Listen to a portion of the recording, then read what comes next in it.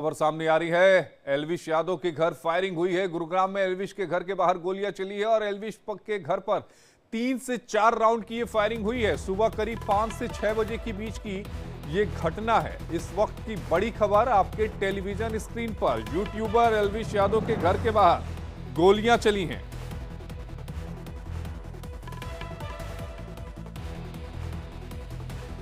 YouTuber Elvish Yadav के घर के बाहर गोलियां चली हैं। 4 से 5 राउंड की ये 3 से 4 राउंड की गोलियां जो हैं वो चलाई गई हैं।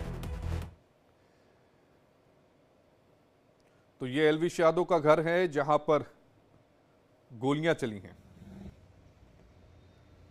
हालांकि जो गुरुग्राम की पुलिस है वो पूरे मामले की जांच कर रही है। मौके पर पहुंची पुलिस ने इलाके को घेर लिया है और संदिग्धों की तलाश शुरू कर दी है। घटना की गंभीरता को देखते हुए पुलिस ने आसपास के सीसीटीवी कैमरों को खंगालना भी शुरू कर दिया है।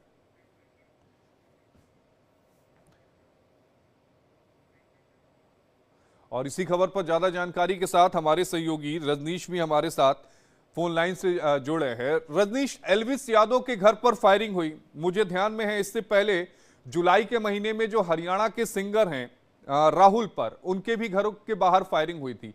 तो ये हो क्या रहा है हरियाणा में? देखिए, बिल्कुल आशीष, आपको याद होगा कि इससे पहले भी एक जो हरियाणा के एक सिंगर थे फाजिलपुरिया, उनकी गाड़ी पर भी जो है फायरिंग की गई थी। हालांकि इस मामले में गुरुग्राम पुलिस ने 2 लोगों को गिरफ्तार भी किया था, लेकिन अब एक बार फिर जो 17 अगस्त यानी आज सुबह तकरीबन 5:30-6 बजे के आसपास जो गुरुग्राम के सेक्टर 56 में एक घर है जिसके सेकंड फ्लोर पर जो एल्विश यादव है वो रहता था। और बताया जा रहा है तकरीबन 5:30-6 बजे के आसपास कुछ अज्ञात लोग बाइक सवार वहां पर पहुंचे और उन्होंने जो है फर्स्ट फ्लोर और जो घर का मेन गेट था वहां पर जो है वो फायरिंग जो है वो करनी शुरू की। हालांकि जिस वक्त ये फायरिंग की गई थी उस वक्त एल्विश यादव हरियाणा में मौजूद नहीं थे। गुरुग्राम पुलिस ने साफ तौर पे कहा कि एल्विश यादव जो है वो वहां पर मौजूद नहीं थे, गुरुग्राम में नहीं है वो, विदेश, ये बताया जा रहा है कि वो फिलहाल विदेश में है। लेकिन वारदात के दौरान जो घर का केयर टेकर था वो घर पर जरूर मौजूद था। हालांकि अगर पुलिस की बात की जाए तो पुलिस के मुताबिक जो है वो 3 लोग उस समय मौके पर मौजूद थे और उन्होंने कुछ राउंड जो है वो फायरिंग की। लेकिन केयर टेकर की अगर बात मानी जाए तो केयर टेकर के मुताबिक आशीष करीब 20 से 25 राउंड फायरिंग की गई है। लेकिन पुलिस इस बात से नकार रही है। उनका कहना है कि इतनी फायरिंग नहीं की गई है। और फिलहाल अगर बात की जाए तो पुलिस ने इस मामले में जो FIR है वो दर्ज कर ली है और पूरे मामले की तफ्तीश शुरू कर दी है।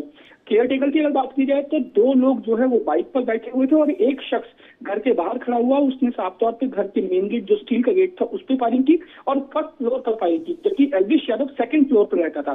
फिलहाल पुलिस ने मामले की गंभीरता को देखते हुए जो आसपास लगे सीसीटीवी कैमरों की फुटेज है उसे खंगालना शुरू कर दिया है और आरोपियों की पहचान करने के लिए जो है वो चूंकि फायरिंग की गई है, बाहर फायरिंग की गई है, इसका मतलब यह है कि डराना और धमकाना, तो क्या मान के चला जाए कि ये एक संकेत के तौर पर देखा जा सकता है? ये पूरा मामला फिरौती से भी जुड़ा हुआ हो सकता है या फिर अवैध वसूली से, कि उनको डरा धमका कर एल्विश से पैसे लिए जा सके?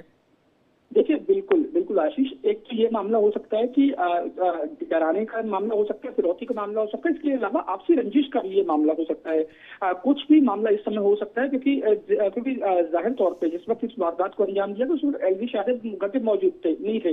इसका मतलब ये हुआ कि साफ तौर पे एक मैसेज देना था कि डराना था एल्विश यादव को। अब ये डराने की जो बात है वो किसने की? क्या किसी गैंगस्टर के द्वारा ये इस वारदात को अंजाम दिया गया, फिरौती के लिए ये फायरिंग की गई, या फिर आपसी रंजिश? जो अक्सर जो सिंगर्स और रैपर्स होते हैं उनमें आपसी जो है वो रंजिश चलती रहती है, तो उसको लेकर भी ये फायरिंग हो सकती है। लेकिन फिलहाल गुरुग्राम पुलिस का ये कहना है कि अभी क्योंकि अभी मामला कुछ ही घंटों पहले का है तो अभी सीसीटीवी फुटेजों को जो है वो खंगाला जा रहा है। जो सीसीटीवी एल्विश यादव के घर के बाहर लगे हुए थे उनमें उन 3 लोगों की जो फुटेज है वो कैद हुई है। फिलहाल जो गुरुग्राम पुलिस 3 लोगों की पहचान करने में जुट गई है। जी, बहुत बहुत शुक्रिया रजनीश आपका जुड़ने के लिए। रजनीश हमारे सहयोगी हमारे साथ जुड़े थे जो पूरी खबर पर विस्तार से जानकारी दे रहे थे। खबरों में आगे बढ़ते हैं।